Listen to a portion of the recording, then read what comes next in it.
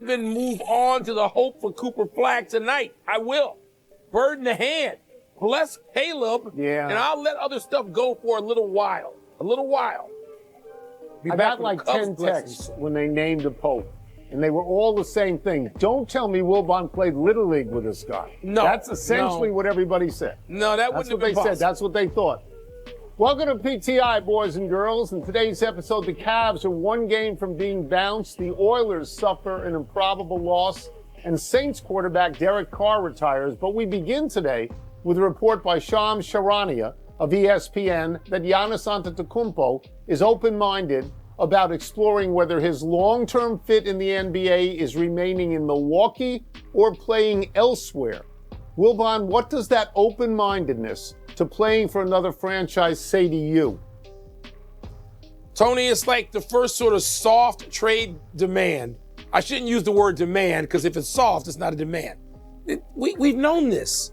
When the Milwaukee Bucks went out as they went out, and they've gone out, in 22, 23, and 24, and 25, they've gone out early. They weren't even a factor, even though it looked like the building of the team and the acquisition of Dame Lillard and all these things. Doc Rivers going to coach here.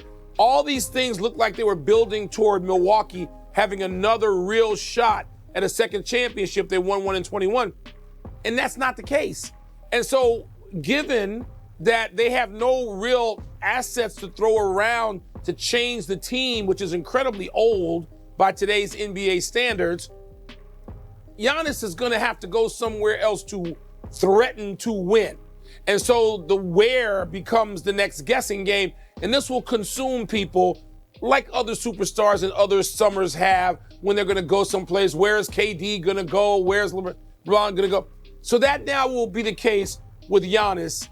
It's understood. It's the way business operates in the NBA now. And you can start picking spots. You and I will start in future days. We won't get into it maybe necessarily as much right now. But where will Giannis land? Who has the draft capital to both get him, a trade capital to get him, and contend? Keep enough people to contend. San Antonio Spurs would be my landing spot if they don't win the lottery tonight. So this is going to fascinate people now, Tone, for the next few weeks. I think this is a really big story. I think it's a bigger story than any of the playoff series right now because, there are championships in the offing here. This guy, Antetokounmpo, is one of two players right now with MVP credentials and a championship who are in their prime. Antetokounmpo and Jokic, they are in their prime. LeBron and Steph Curry and Kevin Durant are past their primes. Tatum doesn't have an MVP.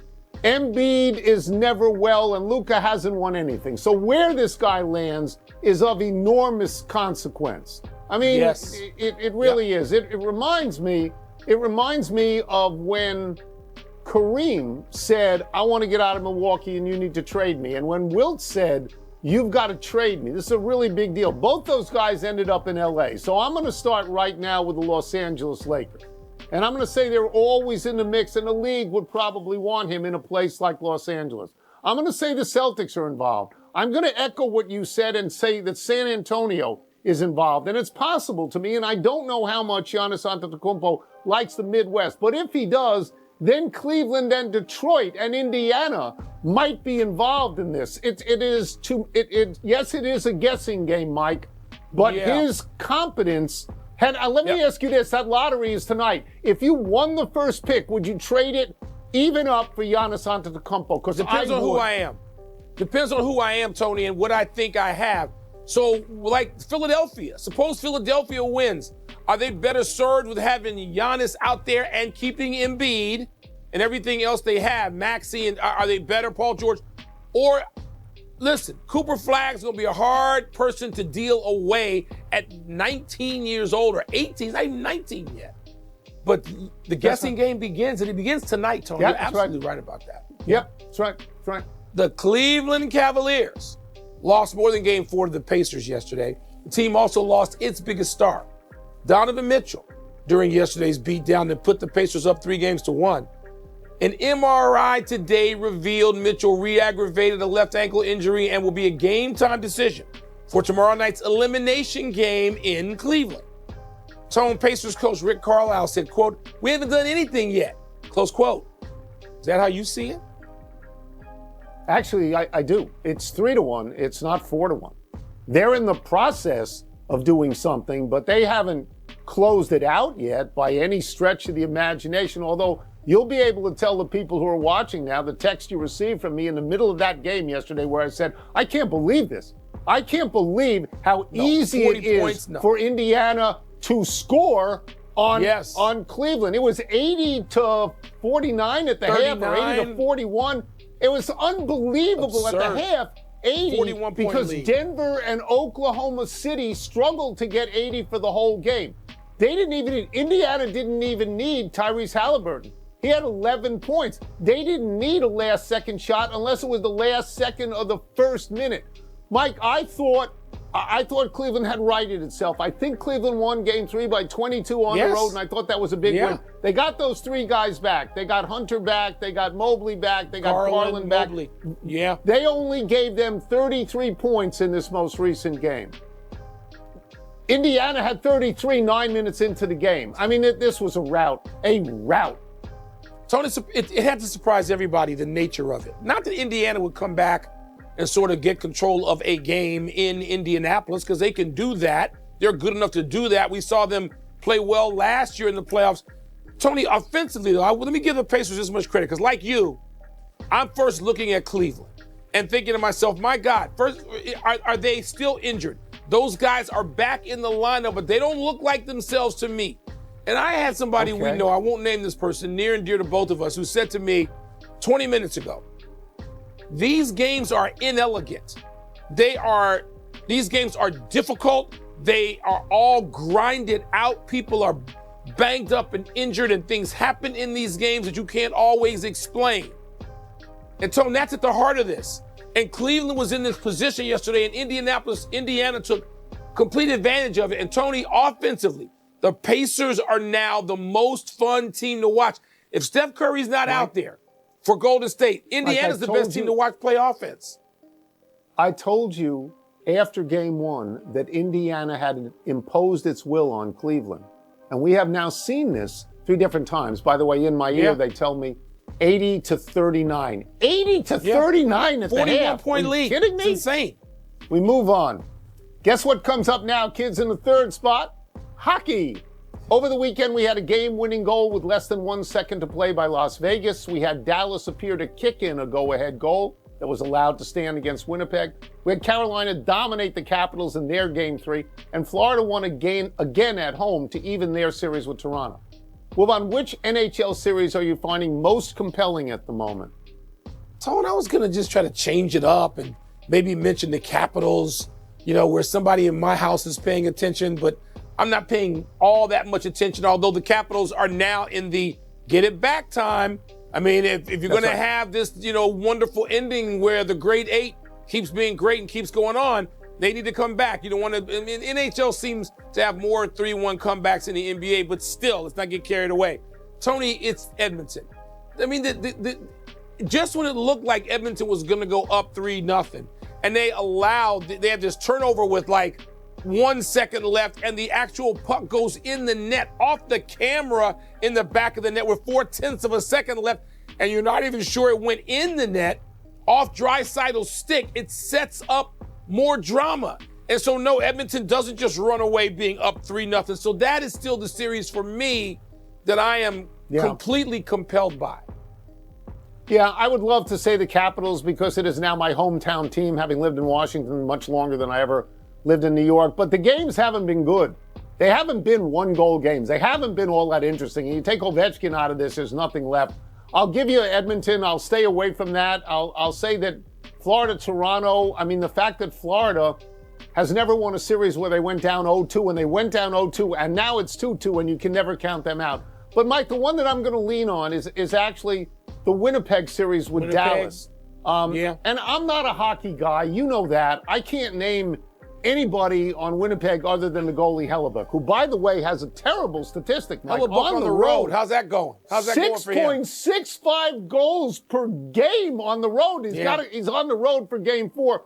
But, I mean, you had the drama of what I thought was an own goal in that particular, the go-ahead game. You've got the target on Winnipeg and the burden of winning the President's Trophy, because those people very, very rarely win the cup. Yeah. And then you got, Rantanen, what is his name? Rantanen. Somebody get in my ear. Hat trick, okay. Mr. Hat trick. He's unbelievable. Mr. 3. He has now either scored or assisted on 15 of Dallas's last 17 playoff goals. It's remarkable. So I'll stay with that series. Let's take a break. Coming up, the Thunder tie up their series with the Nuggets. How should Nikola Jokic and company feel right now? And will the Celtics and Warriors even up their series tonight? Doubleheader, Tom. Yeah. Mikko Rantanen, and you know what, Mike? You know what Antetokounmpo knows? It's never going to be Dame time in Milwaukee. Don't say that. He's too old and he's out all year. No, it's not going to be, Mike. That's why Giannis is going. He's out all year.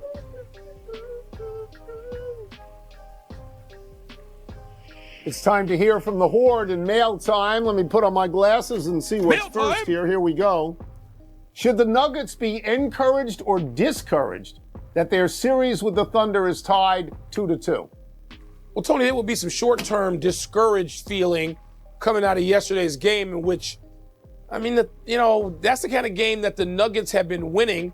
They won a couple earlier in this series, games 1 and 3, and you thought maybe they'd have control of it. And then Oklahoma City showed, that it's learning how to do this. Speaking of grinded out and just difficult games. But I would say overall, they should still feel encouraged. You're the champs once removed, right? It's 2-2. Yes, you have to go on the road and win one in Oklahoma City, but you've done that. You know how to win games on the road these last couple of years, and you've got the best player in the world. Maybe not this year's MVP, because that still, to me, as you know, I've steadfastly said that's SGA. But if you're Nikola Jokic, and if you are his team, you know when you walk on the floor, you got the best player in the world in your jersey. So they should feel still encouraged to me if I'm Denver. I disagree. I think they should feel discouraged at 2-2. I think they had to win it. They should have won this game. They could have won this game. They should have won this game. They were up 73-66 with 10 to go. After that, they were outscored 26-14 by Oklahoma City. You know that we've talked about this. I think Denver needs a real point guard.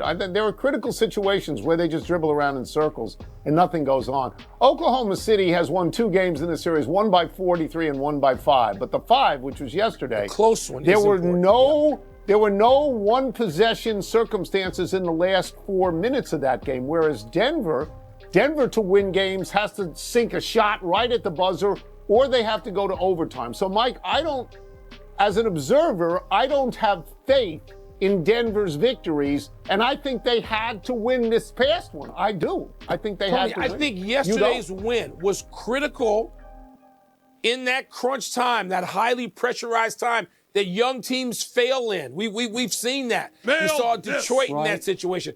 We saw Oklahoma City in that situation, but not yesterday. It's an important win, but if I'm Denver, I got Joker. Let's go. Tee it up. Do you like the Celtics and Warriors to even up their series tonight? I do, Tony. And I don't think that the Knicks are going to get blowed out. I think it's going to be a close game. But the Knicks can't be falling behind by 20 in the first quarter or second quarter. They got to keep the game reasonably close. They can win the close game. The Celtics don't play as well in the close games, even though they do play pretty well on the road no matter what. But I think the Knicks, it's going to be a real game that the Celtics will win ultimately. And I think the Warriors should have won already game 3 in San Francisco and Chase Center. I think they will tonight, but Jimmy Butler's got to have a huge game. I think he will have it. Podziemski can't keep going 1-4. He's got to join the fray in the absence of Steph Curry. But I think both of them, Celtics and Warriors, win. I don't think the Warriors are going to win. I think they came close the other day. They lost by 5, but they lost. I don't think they can win without Steph Curry. I do think the Celtics can win. They blew the Knicks' doors off in Game 3. They finally held on to a 20-point lead and expanded a 20-point lead. And this would be my point, Mike. I don't think that the Knicks have won these games in games 1 and 2 as much as the Celtics lost the games in 1 and 2. They just went ice cold. They stopped hitting any shot, and it didn't work. This is important to note, they've had a 20-point lead in the second half in all 3 games. They're a better team. I grew up rooting for the Knicks. They are. I'd love to see the Knicks win. The Celtics are a better team, and the Celtics are great on the road, and they understand the moment. Like you saw that in 3. They understood the moment. That's all I'm saying. Keep this one thing in mind. The Knicks haven't played well yet. And I don't think they're going to go a whole series and not put together one really good game. I think that game is tonight, but I don't know that it'll be enough. Enough email. Happy time, people. Happy 74th birthday, George Karl. Karl started out as a guard for Dean Smith in North Carolina, played 5 seasons in the NBA, averaging 6.5 points a game. But he's in the Hall of Fame because of his accomplishments as a coach. Karl coached the Cavaliers, the Warriors, the Supersonics, the Bucks, the Nuggets, and the Kings. Karl was Coach of the Year in 2013 in Denver. His career record is 1,175 and 824. Good enough for 6th all-time in wins. Karl has 20 more wins than Phil Jackson, whose Bulls beat Karl's Sonics in the 1996 NBA Finals. A story in the New York Times yesterday talked about Karl's battles with cancer and his chagrin that no teams call him to solicit his opinions and his vast knowledge of basketball. And it is vast knowledge, Tony, as you and I know firsthand from being able to listen to George Karl as sports writers and then hosting this show. Few people we'd love to talk to about basketball more than George Karl. Do you agree with me? 100%. Happy anniversary, Giancarlo Stanton. On this day 10 years ago, while with the Marlins, Stanton became the 4th player in Major League history to hit a fair ball out of Dodger Stadium, joining Mark McGwire, Mike Piazza, and Willie Stargell, who did it twice. Stanton's home run traveled an estimated 478 feet. Stanton hits the ball really hard. According to StatCast, Stanton mashes it. Of the top 15 hardest hit home runs since 2015, Stanton has 8 of them. Stanton had the 2nd hardest hit ball of all time, a 122.2 mile per hour single in 2017. In 2022, Pirates rookie O'Neal Cruz announced his arrival by breaking that record with a screaming 122.4 mile an hour single. Wilbon, you are a big fan of Exit Velo, right? You subscribe to Exit Velo. Yeah, by all time. What's your favorite team? Comment below, and if you like the video, please leave a like. This really helps the channel grow and brings you even more content. Oh, and if you're not subscribed yet, what are you waiting for? Click the subscribe button and activate the bell to receive all notifications. With each game, we notice that the NBA is getting more competitive every day, and all the teams are looking for reinforcements to win the championship. And only here can you follow your favorite team daily with incredible content from different sources. Here on the channel, there are new videos every day with analysis, curiosities, and the best moments in basketball. That's it for today, folks. Thanks for following along. The NBA doesn't stop, and neither do we. Until the next video. NBA, the passion that connects us.